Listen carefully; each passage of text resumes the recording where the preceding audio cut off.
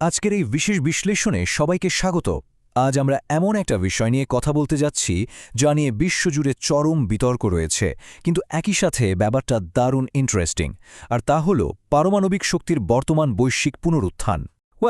একটু ভাবলেই বোঝা যায়, একসময় যে প্রযুক্তিকে অনেকেই ভীষণ বিপজ্জনক মনে করে দূরে সরিয়ে রাখতে চেয়েছিল, আজ জলবায়ু পরিবর্তন আর বিদ্যুতের আকাশচুম্বী চাহিদার কারণে সেটাই আবার বিশ্বমঞ্চে প্রবলভাবে ফিরে আসছে। তো চলুন গভীরে যাই এবং বোঝার চেষ্টা করি কেন পুরো পৃথিবী আবারও পারমাণবিক শক্তির দিকে ঝুঁকছে। আজ আমরা সম্পূর্ণ নিরপেক্ষ একটি যাত্রার মধ্য দিয়ে যাব। আমাদের পুরো আলোচনাটি মূলত 5টি ভাগে ভাগ করা হয়েছে। 1. বৈশ্বিক পারমাণবিক পুনরুত্থান। 2. উৎপাদনে কারা এখন বিশ্বের নেতৃত্ব দিচ্ছে। 3. এর অবিশ্বাস্য কার্যক্ষমতা। 4. নিরাপত্তা এবং বর্জ্য ব্যবস্থাপনার সংকট। এবং সবশেষে 5. পারমাণবিক শক্তির ভবিষ্যৎ। চলুন আমাদের প্রথম পর্বে ঢোকা যাক।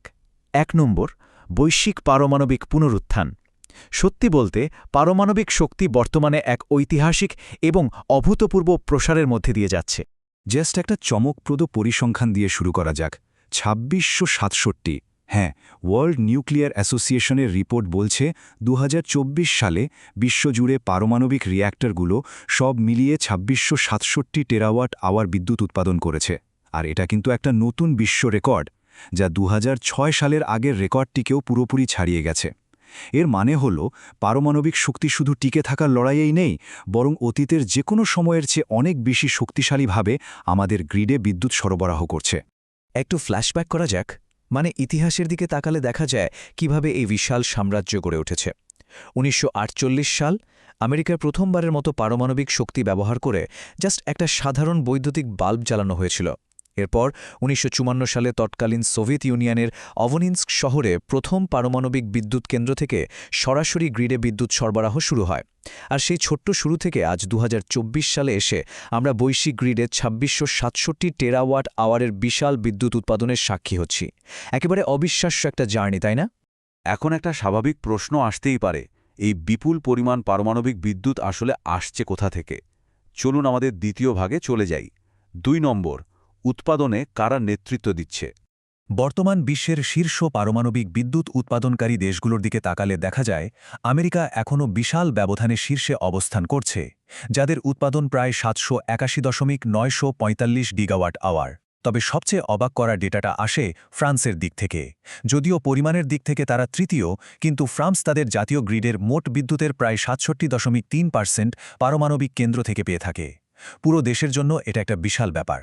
অন্যদিকে চীন ৪১৭.৫১৮ গিগাওয়াট আওয়ার নিয়ে অত্যন্ত দ্রুত গতিতে তাদের সক্ষমতা বাড়িয়ে দ্বিতীয় স্থানে উঠে এসেছে। তবে সবচেয়ে ইন্টারেস্টিং ব্যাপারটা হলো, নতুন উন্নয়নের কেন্দ্রবিন্দু কিন্তু এখন পুরোপুরি বদলে গেছে। এশিয়া এখন গেম চেঞ্জার। গত 1 দশকে বিশ্বজুড়ে যে ৬৮টি নতুন রিয়্যাক্টর চালু হয়েছে, তার মধ্যে ৫৬টি এশিয়া মহাদেশে। শুধুমাত্র চীনেই বর্তমানে ৩৪টি রিয়্যাক্টরের নির্মাণ কাজ চলছে। আর হ্যাঁ, বাংলাদেশও এই দৌড়ে একদমই পিছিয়ে নেই। রাশিয়ার সহায়তায় রূপপুরে ২৪০০ মেগাওয়াট উৎপাদন ক্ষমতা সম্পন্ন পারমাণবিক বিদ্যুৎ কেন্দ্রের কাজ চলছে, যা এই পুরো অঞ্চলের জন্য একটা ম্যাসিভ স্টেপ। এত দেশ কেন হুট করে এই প্রযুক্তির দিকে ঝুঁকছে? চলুন তৃতীয় বিভাগে গিয়ে এর পেছনের আসল জাদুটা দেখে নিই। ৩ নম্বর, কার্যক্ষমতার শক্তি। ৮৩%। এই সংখ্যাটা পারমাণবিক শক্তির সবচেয়ে বড় শক্তির জায়গা। বিশ্বজুড়ে পারমাণবিক রিয়্যাক্টরগুলোর গড় ক্যাপাসিটি ফ্যাক্টর হল ৮৩%। এর মানে হলো একটা পারমাণবিক কেন্দ্র সারা বছর কোনো বিরতি ছাড়াই এর সর্বোচ্চ ক্ষমতার ৮৩% সময় বিদ্যুৎ উৎপাদন করতে পারে। সৌর বা বায়ুশক্তি চেয়ে এটা বহুগুণ বেশি স্থিতিশীল। আর সবচেয়ে দারুণ ব্যাপার হলো, রিয়্যাক্টর পুরনো হয়ে গেলেও এই কার্যক্ষমতা কিন্তু কমে যায় না। শক্তির ঘনত্বের এই তুলনাটা দেখলে আক্ষরিক অর্থেই চোখ কপালে ওঠার জোগাড় হবে।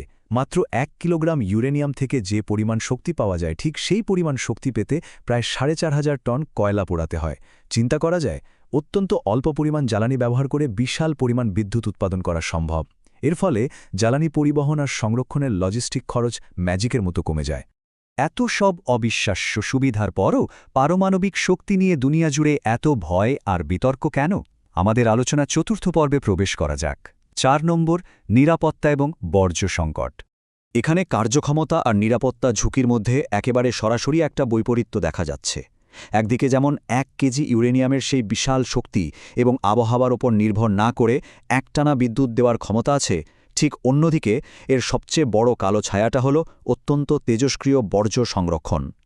এছাড়া চেরনোবিলের মতো যে কোনো ছোট ত্রুটি থেকে মারাত্মক বিপর্যয়ের শঙ্কা সবসময় মাথার ওপর ঝুলতে থাকে।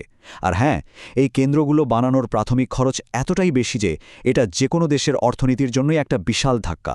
শুধু বর্জ্য বা বিপর্যয়ে কিন্তু শেষ কথা নয়, এটা চালানোর অপারেশনাল চ্যালেঞ্জগুলো মারাত্মক। একটা পারমাণবিক বিদ্যুৎ কেন্দ্র তো আর যে কেউ চালাতে পারে না। এর জন্য দরকার হয় হাইলি ট্রেন্ড স্পেশালাইজ টেকনিশিয়ান। এর রক্ষণাবেক্ষণ প্রক্রিয়া ভীষণ জটিল আর ব্যয়বহুল। আর ওই যে তেজস্ক্রিয় বর্জ্যের কথা বলছিলাম, এগুলোকে হাজার বছর ধরে নিরাপদ রাখার জন্য মাটির অনেক গভীরে পরীক্ষা খুঁড়ে বা সমুদ্রের তলদেশে অত্যন্ত সতর্কতার সাথে ডিসপোজ করতে হয়, যা পরিবেশের জন্য একটা বড় মাথা ব্যথা। তাহলে ঝুঁকি আর সুবিধার এই কঠিন সমীকরণে পারমাণবিক শক্তির ভবিষ্যৎ আসলে কোন দিকে এগোচ্ছে? আমাদের শেষ বিভাগ, পারমাণবিক শক্তির ভবিষ্যৎ।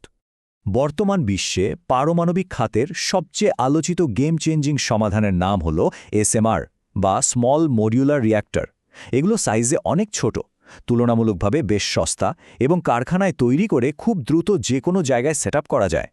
বড় পারমাণবিক কেন্দ্র বানানোর যে বিশাল আর্থিক এবং ভৌগোলিক বাধা থাকে তা পার করার জন্য এই প্রযুক্তিকে একটা যুগান্তকারী সমাধান হিসাবে দেখা হচ্ছে। নতুন প্রযুক্তির পাশাপাশি বিদ্যমান অবকাঠামো কাজে লাগানোরও দারুণ সব উদ্যোগ চলছে, যেমন আমেরিকার আপরাইজ ইনিশিয়েটিভ। এর মাধ্যমে তারা বিপুল পরিমাণ ঋণ সুবিধা দিয়ে পুরনো বা বন্ধ হয়ে থাকা পারমাণবিক কেন্দ্রগুলোকে পুনরায় চালু করছে এবং সেগুলোর ক্ষমতা বাড়িয়ে 2029 সালের মধ্যে গ্রিডে অতিরিক্ত 5 গিগাওয়াট বিদ্যুৎ যোগ করার টার্গেট নিয়েছে। ক্রমবর্ধমান শক্তির চাহিদা মেটাতে এটা একটা দুর্দান্ত প্র্যাকটিক্যাল পদক্ষেপ। আমরা একদম শেষ পর্যায়ে চলে এসেছি। এত সব আলোচনার পর একটা $1 মিলিয়ন প্রশ্ন কিন্তু থেকেই যায়। জলবায়ু পরিবর্তন রোধের বিশাল সুবিধা আর অবিশ্বাস্য এই কার্যক্ষমতা কি শেষ পর্যন্ত পারমাণবিক বর্জ্য এবং বিপর্যয়ের সেই প্রজন্মগত ঝুঁকিগুলোকে সত্যিই ছাড়িয়ে যেতে পারবে? অদূর ভবিষ্যতে শক্তির চাহিদা মেটাতে হয়তো বিশ্বকে এই ঝুঁকি আর পুরস্কারের এক সূক্ষ্ম ভারসাম্য নিয়ে এগিয়ে যেতে হবে। আজকের এই বিশ্লেষণে আমাদের সাথে থাকার জন্য ধন্যবাদ।